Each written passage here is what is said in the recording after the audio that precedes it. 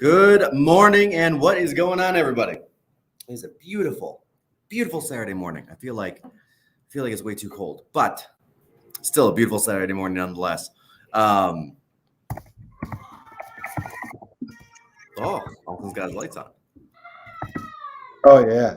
Yeah. Yeah, I love it. It gives me like really good lighting in the room. Yeah, it does.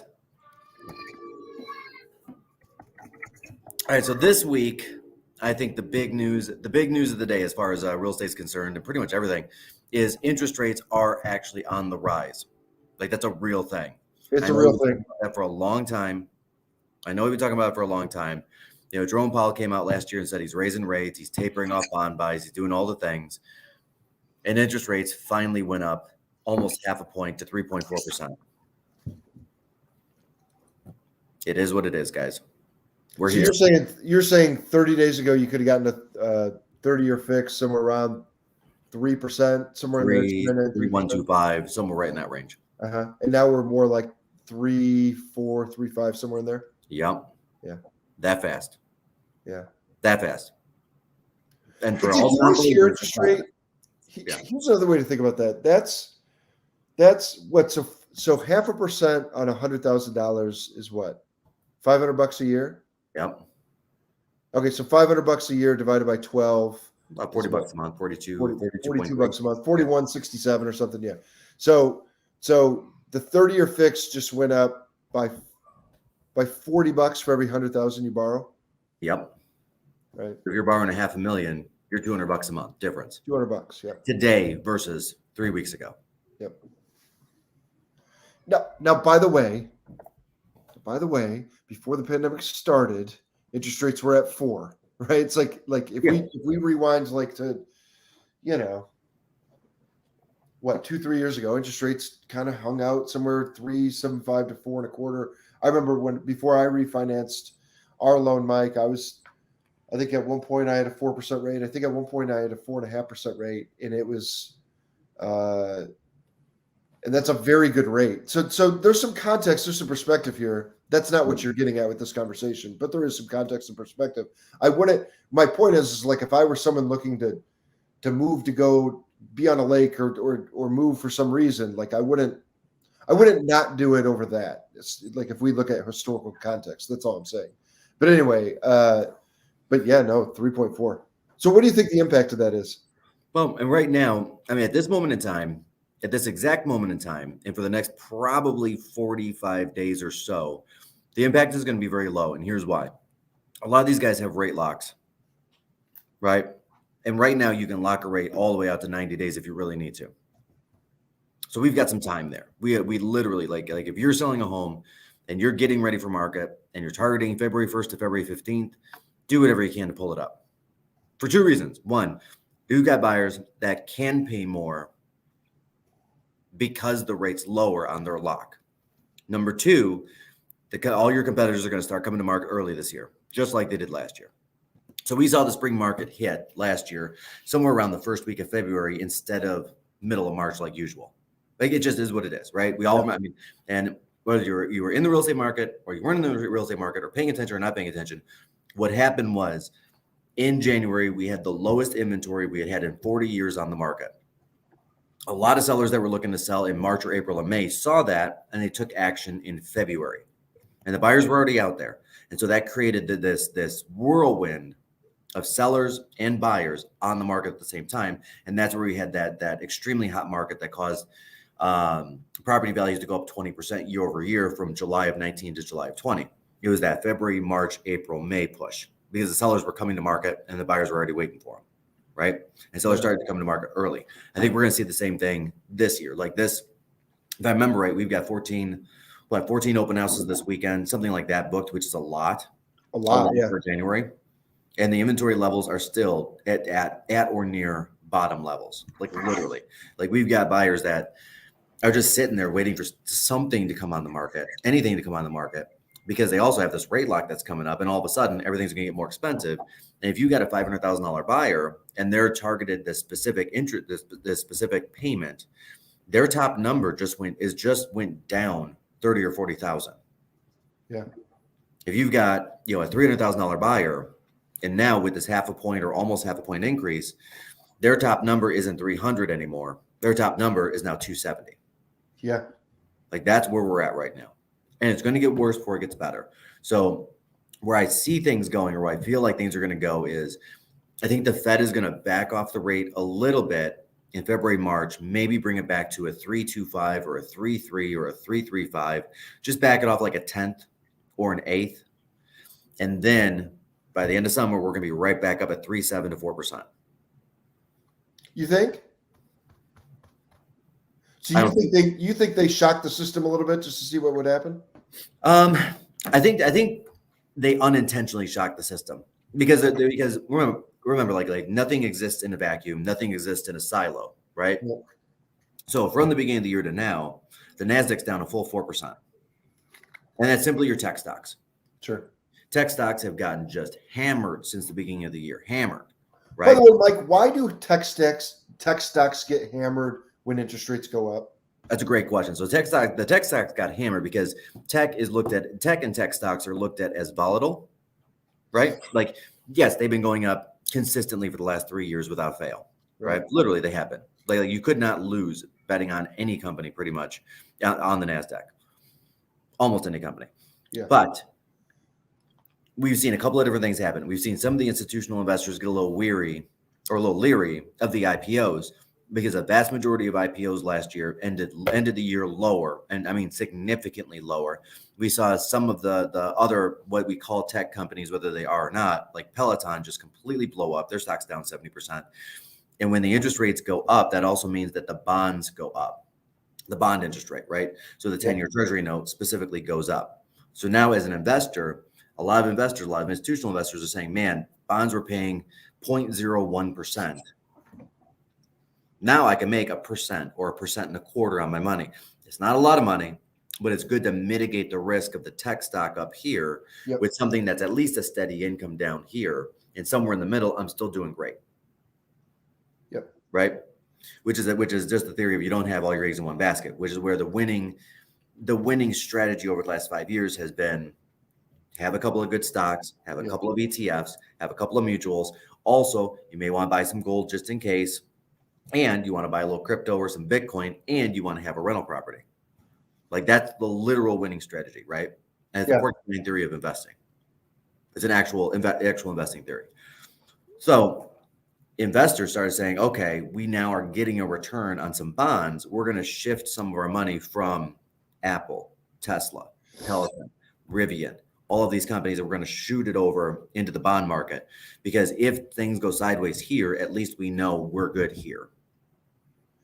Yeah, people have viewed obviously bond as a protectionism mechanism investment historically, and so the more nervous people get about the market, and the more it's instead of saying like, hey, I'm going to chase something. I'm going to chase something that's going to go up in value a ton. Like I'm going to hit some singles. You know what I mean? Yeah. So, yeah.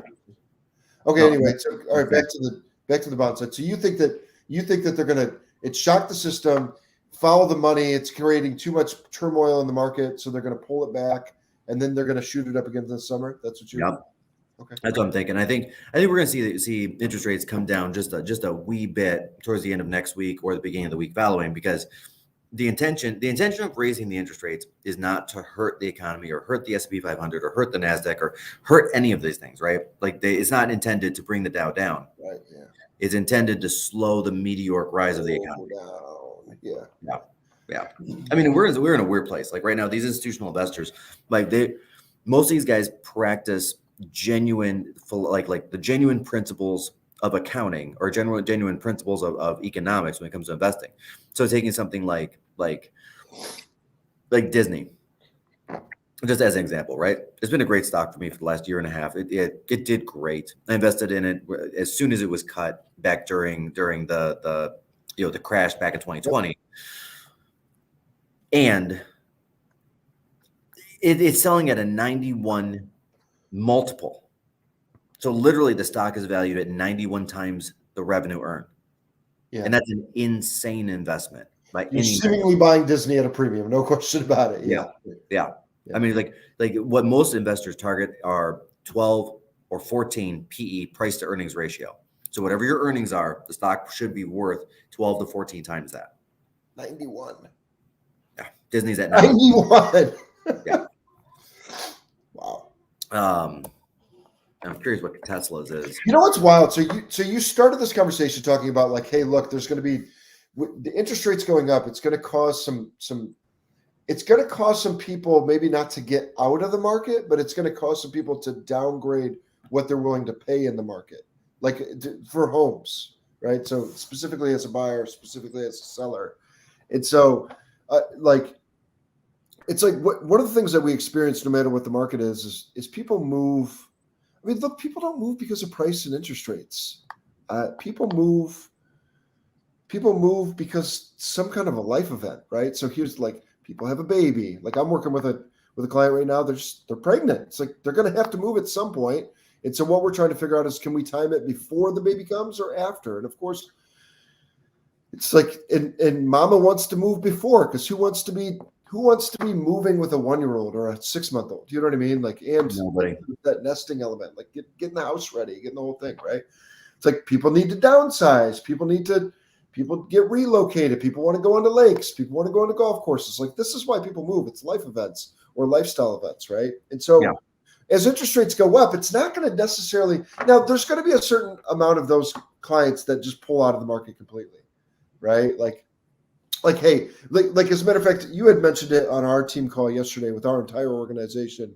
You had said, on Thursday we did a really cool event where we taught a room full of real estate agents a bunch of things actually. And Mike, you were dropping knowledge bombs, but you said 1% interest rate increase will take out 8% of people willing to buy a home. They'll just choose not to buy. Just choose not to buy. Yeah. They'll choose not to buy. And a lot of the reasons are like there's a value to renting a house, right? I mean, there's a value to be a renter, not a homeowner.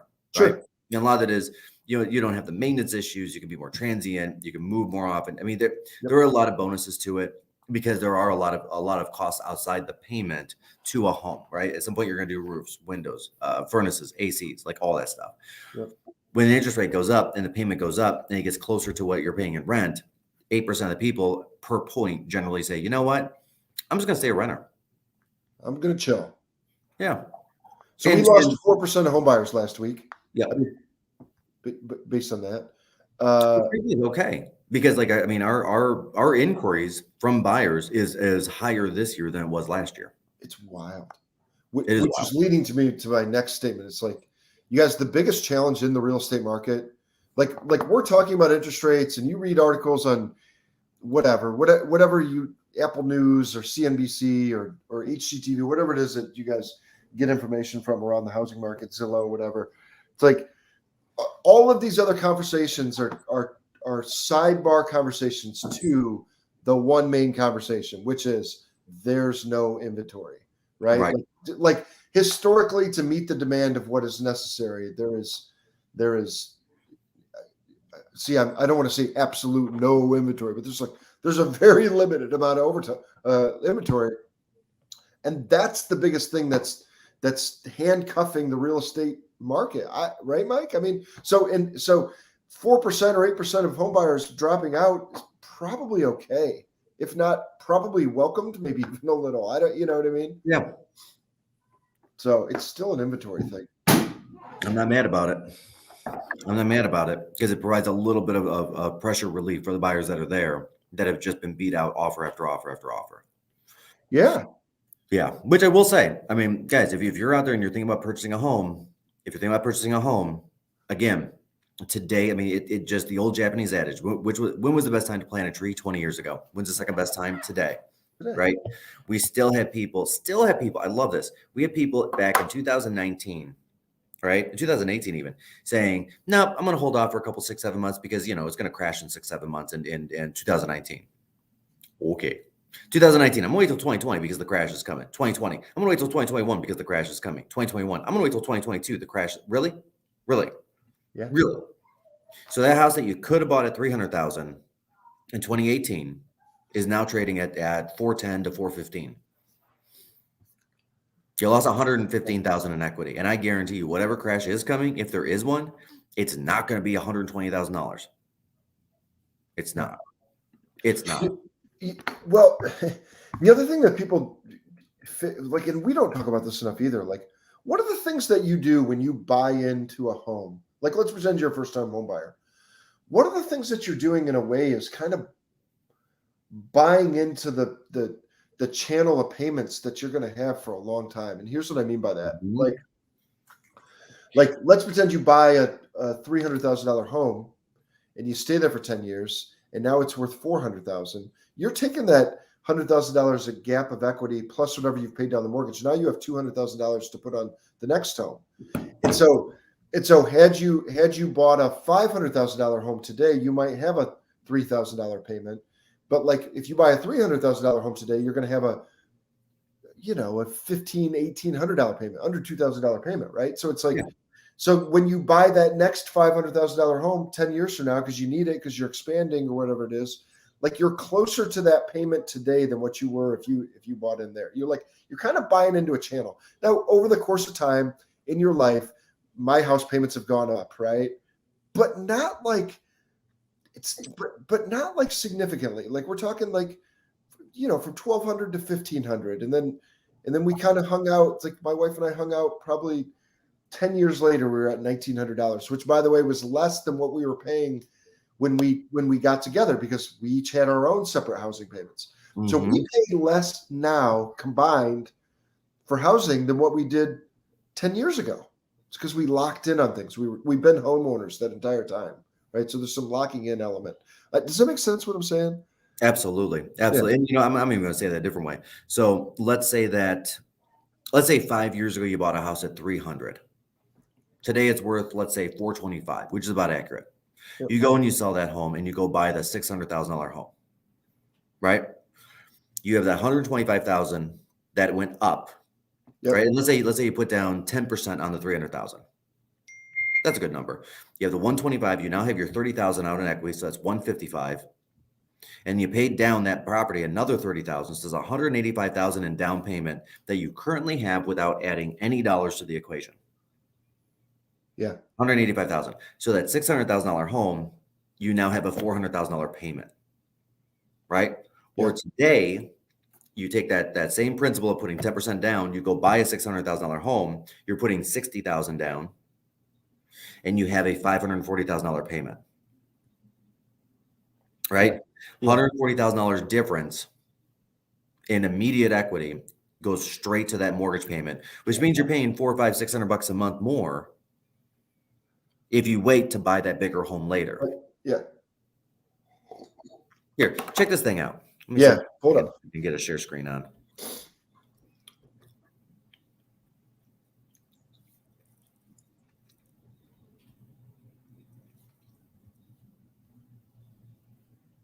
I'm going to see if I can figure this out. By the way, there you go. Cool. Nope, that's us. Nope, that's us. Okay. Oh my gosh, we're now in the Alice in Wonderland endless rabbit hole. I've not done this share screen thing. You want to text it to me and I can do it? Yeah, let's do that. Okay, I'm going to do that. Actually, I'm going to forward it to you because I got it in my email right now. That's cool. All right. I probably could figure this out if I actually sat down and thought about it. The crazy thing is while you're doing that, like I started looking up, again, it's still an inventory conversation. Like I started looking up. There you go.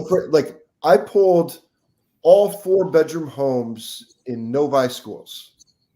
Any guess on how many homes are on the market in Novi schools? And by the way, I did above $10,000 because I don't want the rentals, right? Yeah. Any idea of how many homes are in Novi schools with 4 bedrooms? No idea. By the way, why is 4 bedrooms important? Why am I doing that? Husband and wife, a lot of them are working from home right now. So they need the 3 bedrooms, the master, the 2 kids, but they're also looking for the office and the 4th bedroom to be another office. Look, you're a family with 2 kids, like you need 4 bedrooms, or you want 4 bedrooms, that's for sure. 7, Mike.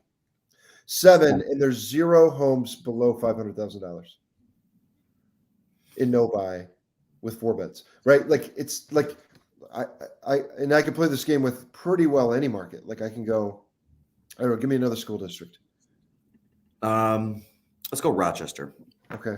Yeah, Rochester's great. Like very similar kind of. So Rochester has 53 homes. In what price range? They're kind of all over the map. What's interesting with Rochester here, let me share my screen. Sorry, you're like, hey, can you help me share your screen? And now I'm sharing my screen. Sorry. And then I'll come back and share your screen.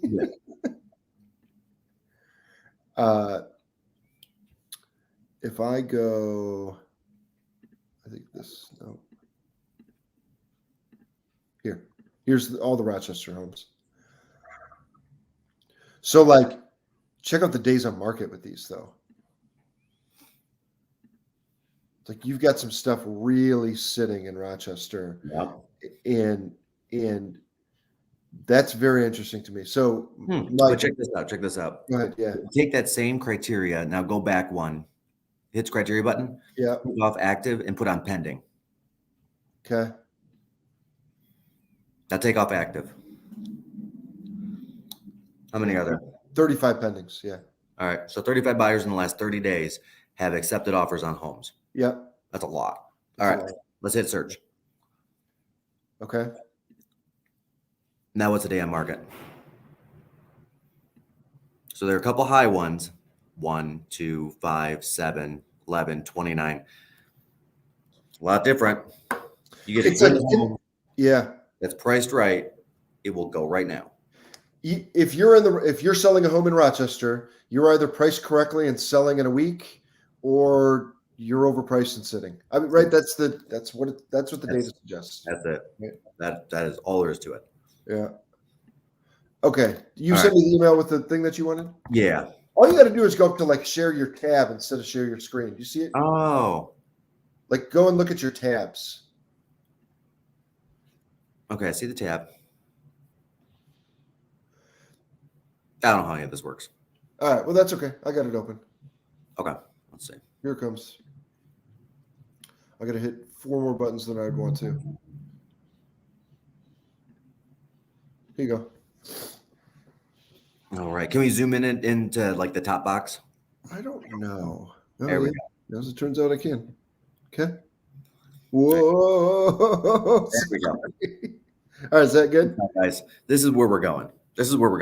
So at the beginning of the year, Fannie, Freddie, the Mortgage Bankers Association, the National Association of Realtors were all asked, where are we going to go with interest rates at or around the end of 2022?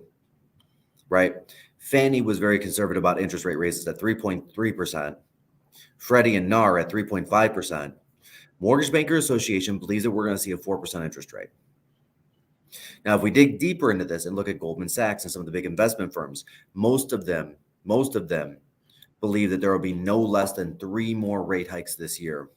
And Goldman is now thinking that there will be 5 rate hikes this year, 5 additional rate hikes to this. In addition to 5 more? 5 more. They think by the end of the year, we're going to see numbers that begin with a 4, not a 3. And maybe a 4.0, but it ain't going to be a 3.9 or a 3.8 or 3.875 or a 3.75.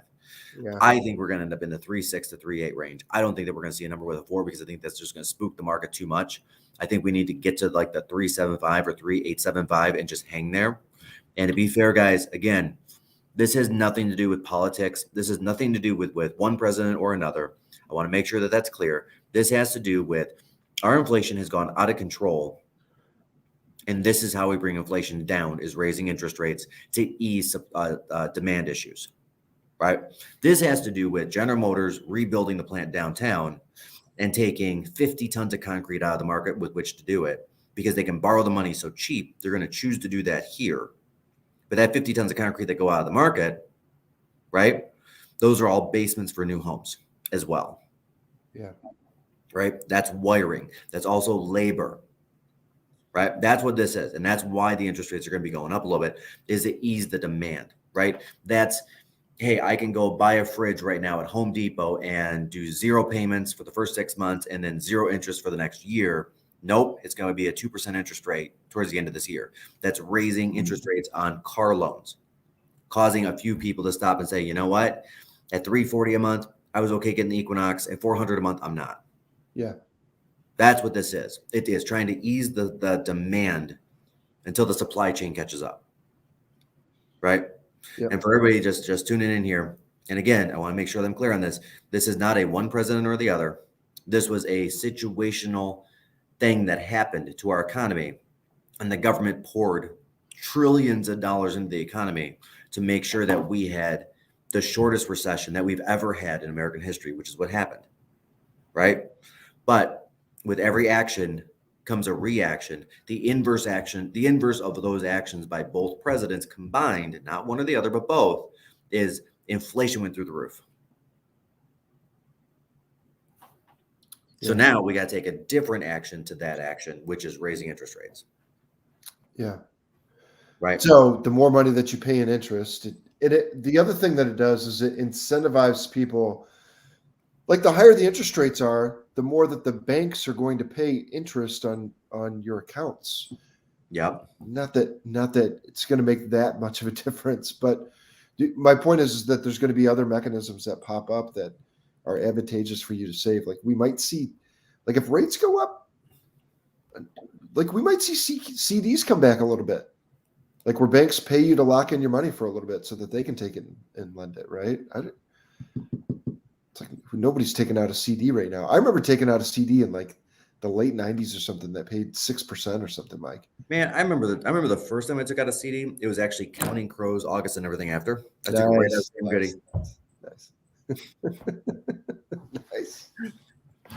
Yeah. My mom picked me up from the mall. It was great. My first CD might have been Salt and Pepper. All right, scroll down to the next one. Let's go to the next one. And guys, and the reason why I'm mentioning the politics is because, and I'm going to put it out there, I put this Facebook post up with this video just about interest rates rising and just taking a lot of the economic data from a lot of the sources and putting it into one video, which was actually, I think, a pretty good video. Put it on Facebook. I've got like 300 comments, and people are like bare knuckle fighting on this thing. Like, oh, it's this president. Oh, it's this president. Oh, it's this politics. Oh, it's this. No, it's not. It's not. Like, let's be real. If we're just going to be honest about it, did Biden contribute to inflation? Sure, absolutely he did. Did he cause it? No, he hasn't been in office long enough to cause anything of that nature. He just hasn't. Did Trump contribute to the inflation rate? Yes. Is he the sole contributor to it? No, he wasn't. This is not a side issue. It's a situational issue that would have happened regardless of whose name was in the president's box. Well, it's a great point, man. We do, as a society, we do a lot of finger pointing around that stuff. Mm-hmm. It's like, so you can make the argument, yeah, Biden should be doing better with this, but you can make the argument that, well, Trump probably should have raised interest rates back when he could have 4 years ago, 3 years ago, 2 years ago, right? Yeah. You can make the argument, okay, well, we only ended up there because of this pandemic, and we only ended up with the low interest rates because of the way the Obama administration handled the financial meltdown. Well, yeah, we probably could make that argument, but then we can make that argument based on not only what happened in 9/11, but also what happened with prior administrations and policies around foreclosure policy and in spending and monetary. So it's like this never-ending, like, point finger to the next administration, and you can connect dots. And it's like, okay, here we are. How do we move forward? Yeah. That's all it is. How do we move forward? I'm going to get skewered for that sentence, but you got the spirit of it. Like you and I are in a move forward spirit. How about that? And that's exactly right. And I honestly think that's where we need to be. Yeah. Just in general. And that's a whole nother conversation. But yes, let's just not. I don't even want to go down that rabbit hole right now. I might at the end. I might at the end of this time, but I don't even want to go down it. So let's look at price appreciation. Okay. And again, we've got Fannie, Freddie, the Mortgage Bankers Association. I don't know what HPAES is. Zelman is an investment company, and the National Association of Realtors, right? Yeah. So on the high end, and notice that it's Fannie that's looking at a 7.4% appreciation. Yep. They also believe that the interest rates are going to end at high. the lowest at 3.3. Lower, right? Yeah. Go figure. The reality is, I think we're going to sit around 6% appreciation. At the end of the year, I think that's where we're going to be. I think we're going to move up rapidly through the spring into the summer. and then it's going to slow down going into fall and winter and become much more of a normalized market as the interest rates go up in Q3. That's where I really see it going, right? Now, this is just one of those situations where, and again, guys, it's almost impossible to time buying the stock on the right day and selling the stock on the right day, right? Yes. Actually, let me rephrase that differently. It is actually physically impossible to do It's that. impossible. Right? But if we could do that with real estate, now is the time. Yeah. Right? Like if you're looking to sell and downsize, could you get 2 or 3% more for your house? Maybe. Yeah. Maybe in the next couple of months you do. But here's what I also know. When the interest rates go up again 2 more times and they hit that 3.5 to 3.75 range, number of buyers will start moving out of the market. Number of buyers will go down. So instead of getting 2 or 3 or 4 offers and really commanding some amazing terms, that ability will go away for sellers. So Mr. and Mrs. Seller, if you're considering getting on the market, and again, I'm cautioning people, start targeting that February timeframe. And the reason being is because once we get to May, June, July, a lot of the buyers that need to move, especially because of school district, they're cycling into the market faster. Several of those buyers will decide not to make the move because interest rates have gone up. And the end result of that is if we have 3 offers, I can get you free occupancy. I can get you appraisal waivers. I can get you all of these other awesome terms. And a lot of that's going to go away. If you need 60 days after closing to move, I can get you that today. If you need 30 days, great. I can get you that today. If you want the 30 for free, there's a good chance I can get you that. I don't think I can get that in June or July. I don't. I mean, and sure, you might get 2% more for the home, but what if you have to be out in 7 days? What if your terms are worse? The terms are worse. So let's say, again, going back to a $400,000 house. Let's say you get 2% more. That's $8,000. But the person now says, and I need you out the day of closing. And it's the only offer we have. Right? Now you got to make a double move. Now, just for the aggravation factor alone, packing everything up, moving it into storage, and then moving it a second time into the next property, just the aggravation factor is a pain because for that next 30 days, you're in an extended stay, but while you're trying to close on your next property, when you need that spatula, it's in storage. When you need this, it's in storage. When you want that coat, it's in storage. When the pain in the butt, not to mention the cost, because every time you pick something up and put it down, there's a cost involved in hiring the mover to move those things. Yep. Right? Yeah, you can have it sit on the truck for 2 weeks as well. Yeah, there are many companies that will allow you to do that, but 2 weeks on a truck, that's $1,500 minimum. Oh yeah, depending on the size of the truck. That's a smaller truck. So a lot or all of that 8,000 will be eaten up by having to pay somebody again to pick stuff up and put stuff down, storage fees, not to mention the aggravation factor. So price is one thing, right? Like, let's be real. Price is important. We all know that. But I don't want to underestimate the importance of terms and the impact and the stress it will have on a family. Sure. It's one of the things that, sure. Yeah, like if I gave you 2 scenarios, either sell now and have to move once or sell 6 months from now, maybe make another $5,000 on your home, $7,500 on your home, but you have to move twice. And so the stress of that, the financial outlay of that, outlay of that, that's give me the former. I don't want to move.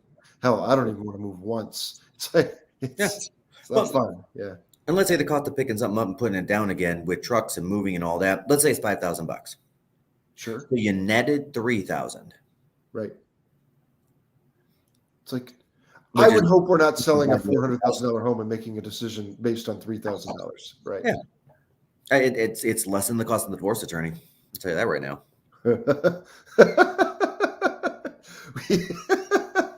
You went 0 to 100 real fast on that. Yeah, I did. But yeah, I mean, put everything into perspective. I mean, the upheaval for children, the upheaval for a family, like all of those things. If you can pay a couple of bucks to get out from under it, most people will. Most people will choose that. But I don't think that they're given the data for the options to choose that necessarily. Yeah. So then they're put into a stressful position, which is where we come in as the professionals that know what we're doing. I can pose all the right questions because that's really what we do. We pose all the right questions to help people make the best decision for them. Yeah. All right, let's go to the next one. Okay. This one's interesting. Sorry about that. Home sales projected to be strong. Now check this out. So we ended the year amazingly strong last year at roughly 6.8 million home sales. When I say amazingly strong, we were projected to have 5.9 million going into 2021, and we ended up almost 20% above that number. Yeah. Like that's Amount of units, correct? Just the amount of homes just sold. the amount of homes sold, right? Yep.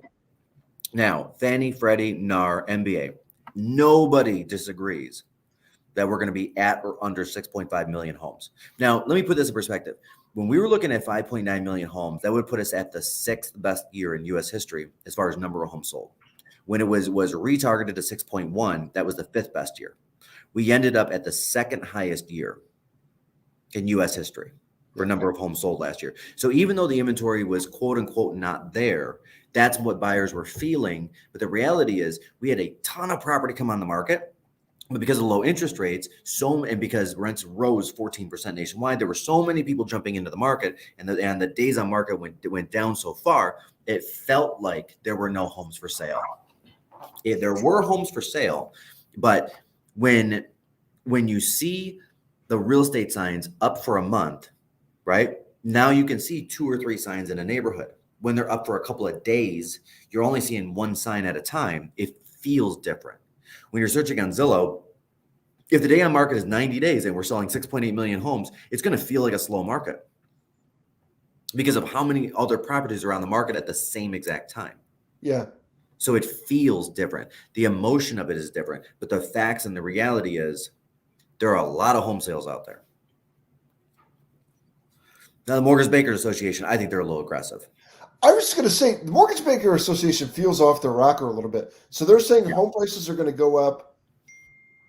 Essentially, we're going to have at 7.3 is going to put us at the most ever. And they think rates are going to go up. And they think appreciation is going to go up by 5%. Yep. Okay.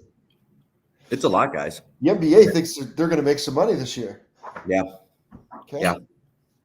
It's interesting. We're just in this interesting place, guys, where and let me say this because people keep on saying this to me again. Everybody, well, not everybody, but I'm getting this every day where people are saying, hey, I'm just going to wait for the crash in 2022 to happen. Show me one piece of data, just one data point based on fact, not emotion, where that is a truth. You know, what's funny? A lot of that conversation I find points to the 70s. Like that's kind of everybody's favorite argument to make right now. Like, well, look what happened in the 70s. And then the corresponding market crash that happened right around there in the early 80s, right?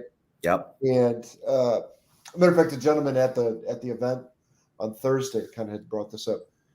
The thing about making that conversation, having that argument about the 70s is like we were in a period of stagflation. Mm-hmm. It's like the economy stagnated and we had inflation. And it was like there was nowhere to go to pump more money into the economy. You know what I mean? Nowhere to go. And we're not that. No. We kind of have, although inflation is, and here's another way of saying that. Some of this is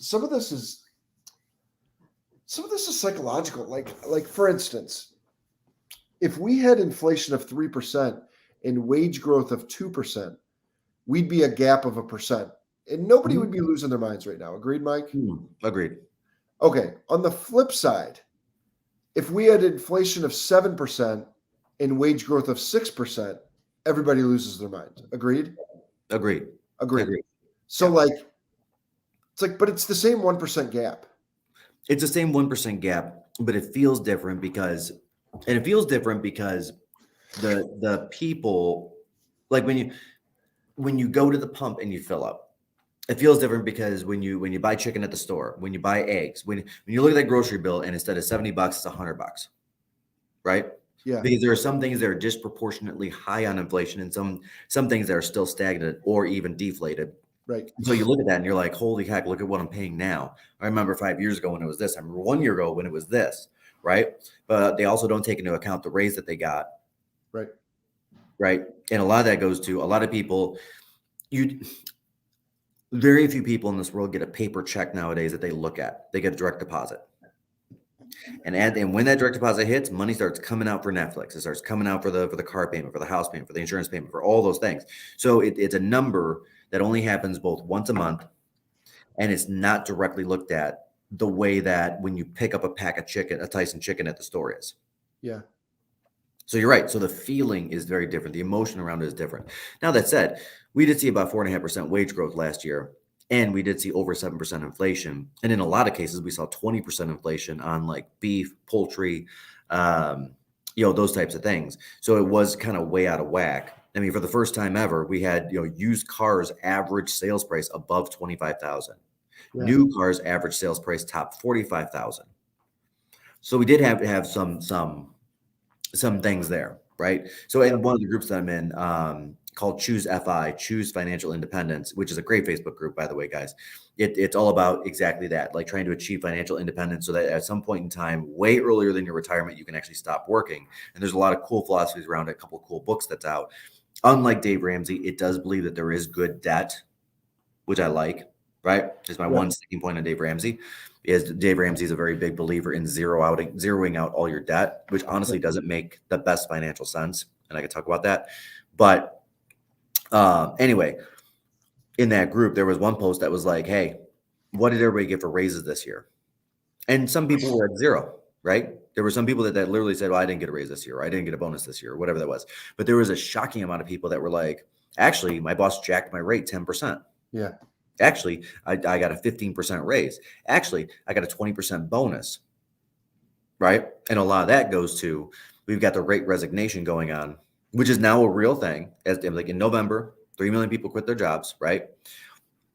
And these employers, the good ones, or the ones that are paying attention to the data, should I say, are trying to play defense against it to both keep people in the job, but also keep recruiters from other companies away. I mean, Apple's the big name maker example of this.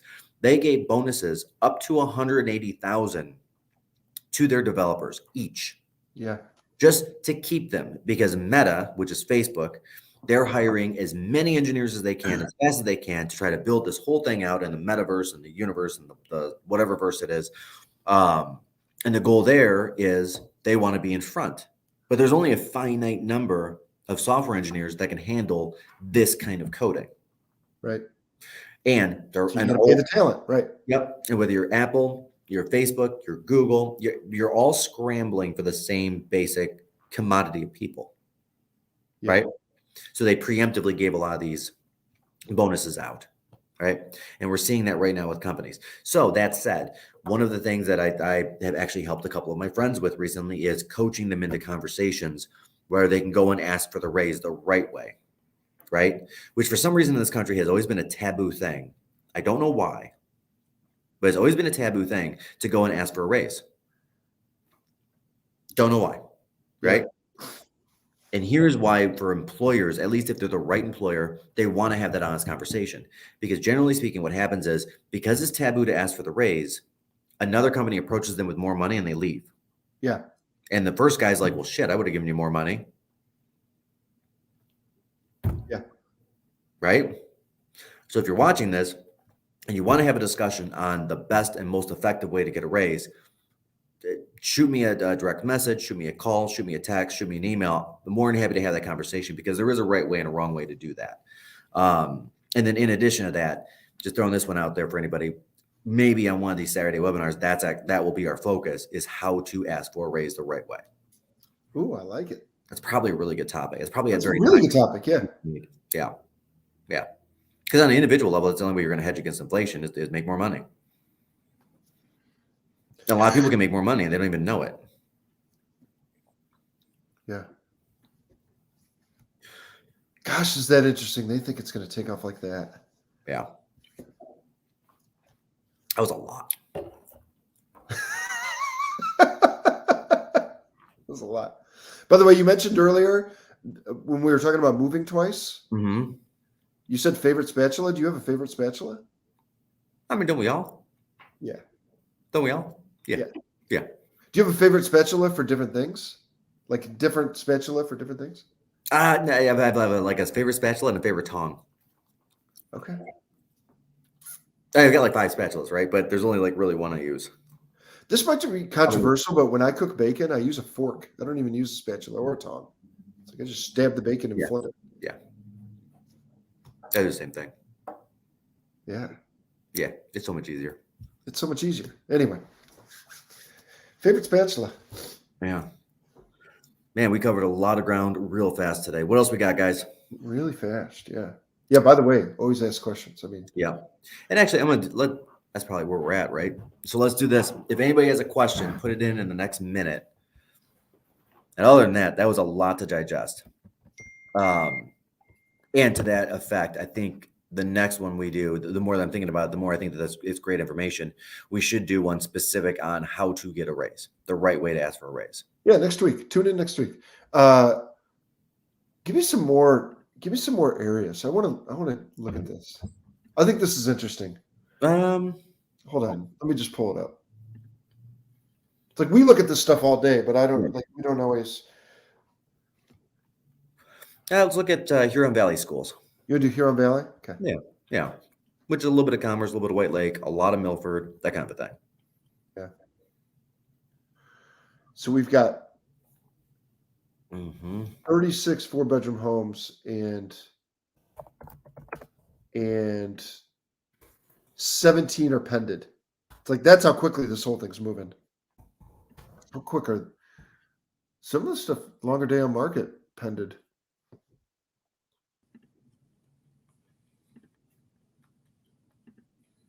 Wow. I know. I saw this property. It's really cool. It's just like you got to find the right buyer for this. It felt like a lot of work. Man, no kidding. Really idyllic though, and obviously this is a non-motorized lake. Pretty wild, huh? That's really cool. Isn't that a cool property? How was that on for? Well, it was pending. It's $949 and it went pending. I don't know what the actual price is, but you know, you got to do a kitchen remodel. I don't know. Maybe not. Maybe the person that is under contract to buy this home loves mirrors in the 80s, and maybe they're going to leave it. I don't know. Anyhow. Yeah. Again, same kind of story. It looks like there's like a divide. Like things sell under 18 days, or it takes 2 months to sell. Agreed. In that area. Let me see what's active out there. We got a guy on here that he's watching us from Dubai. Oh, is that right? Yeah. This person right here. Well, hey there. That's awesome. Oops. Hold on. Okay. Yeah, I'm really curious on days on market. Yeah. Yeah, it looks like that's kind of your threshold. Like in that market, you want to pay attention. Yeah. Am I about 20 days? It's like right around that 20-day mark. It's like you're either at 20 days or you're sitting for 60. Hey, pull up that house on Adams Castle. That might be pending now, but I'd love to see it. I don't even. Yeah, just go street name Adams Castle in Rochester, Troy, or whatever it is. Yeah.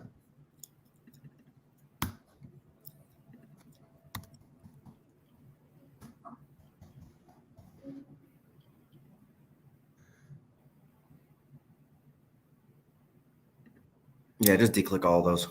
Oh, there you go. We get it? Okay. It's sold. Oh, look at that. All right, hit it.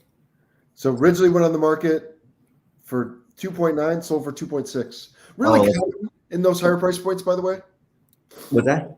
It's really common in those higher price points. You go on the market at $3 million, and you sell for 2.6. It's still it's a 10% decrease, $3 million to 2.7. That is such a cool house.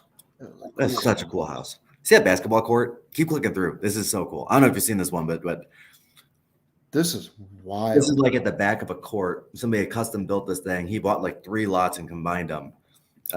It's actually a really cool house. Just to oh my gosh, this is wild! Look how opulent this is. It's crazy, right? Oh my gosh! I wonder if that, like, you see rooms like this in older homes. Of course, this probably isn't that old of a home. That's oh my gosh. Oh my gosh.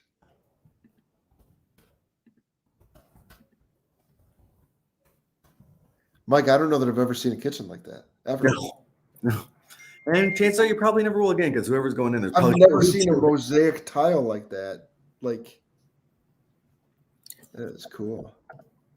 Oh my gosh, that is amazing. All right, you're saying the basketball court's cool? Yeah.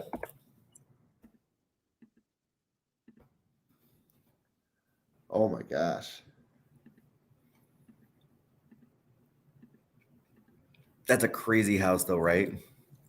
It is a crazy house. I mean, every room is done to the nines. Yep. There's that basketball hoop, the You Michigan. see it? Yep. That's Check badass. everything Yeah. out. That's crazy. You have a gardening staff. Oh, that's cool. That's that surface court where you can like rollerblade on stuff on it too. Yeah. Wow. Yeah, inventory is still the name of the game. Still the name of the game. Still the name of the game. Still the name of the game. All right, guys. Ready to get on out of here? Is that it? That's it. That's all I got for the day. That was good. It's good content. All right. So next one we're going to talk about. Oh, me too. Yeah, me too. Go blue. All right. So next one we're going to talk about the proper way to go get yourself a raise. How about that? I love it. And there are steps and there are processes and things like that. And I want to make sure you guys know this has been a taboo conversation in the United States because money has been taboo for whatever reason. Like it was when I was a kid, right? We just don't talk about it, right? God forbid. We got to get our mindsets different on that.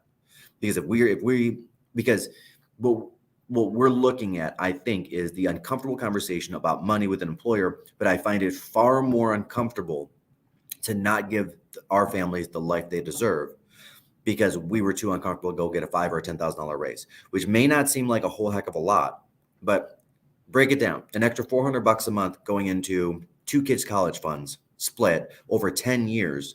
That's a lot of cash, guys. That's life-changing money for children. That's trajectory of life changing. Or we could be uncomfortable and not have the conversation. Yeah. Yeah. Okay, we'll talk about it next week. Good job by you today. Good job by you. See you, buddy. Have fun, guys.